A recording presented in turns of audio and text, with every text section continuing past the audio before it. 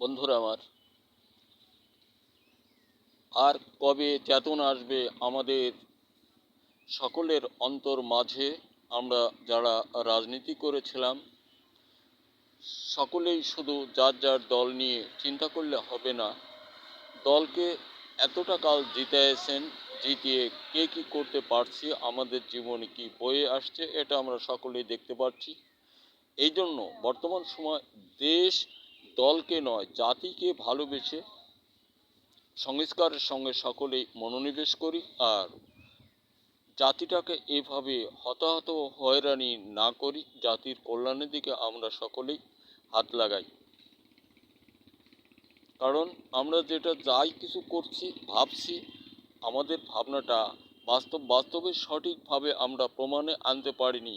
আমাদের চেতনা হয়তো ছিল আমরা আমাদের পায়ে দাঁড়াবো, দাঁড়াতে দেয়নি দূর অভিসন্ধিমূলক যারা, তাদের কাছে আমরা পরাজিত ছিলাম।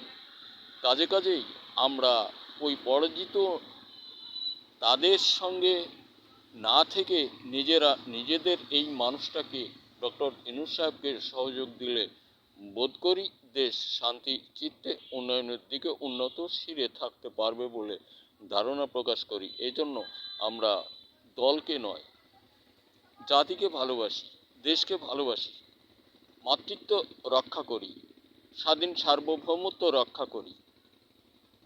নিজেদের উপার্জন সারাদিন করে যদি আর এক বাড়ির আর একজনকে চাউল কিনে দিতে হয় প্রতিদিন জীবনময়, তাহলে আমার ওই শ্রম দেওয়ার তো কোনো যুক্তি হলো না। অনুরূপভাবে আমরা নিজেদের হাতকে শক্ত করার চেষ্টা করি, সেটাই আমাদের জন্য মঙ্গলময় হবে, কল্যাণকর হবে।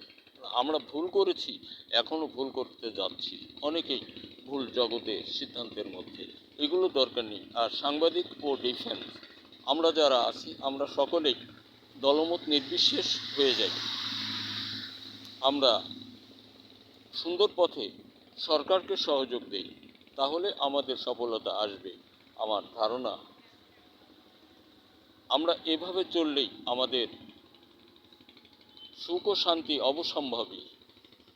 আর ডিফেন্স ও সাংবাদিক যদি ভুল পথে থাকে, কোনো দলকে জিতাতে যায়, তাহলে অন্যায় চিরসাথী হয়ে থাকবে, কোনো লাভ হবে না, ধ্বংস ছাড়া। আর দেশময় সকল ছেলেরা, তোমরা স্বরচিত লেখার মতো তৈরি আবিষ্কার গবেষণায় নিজেকে নিয়োগে রাখো এবং সফলতাময় বাজারজাত করার চেষ্টা করো। দেশ কৃষক বন্ধু আমরা সকলেই ফসল উৎপাদন হতে দূরে না যাই, ডক্টর ইউনূস সাহেবকে সকলেই আমরা সহযোগ দিই, আমাদের পথ সুগম হবে।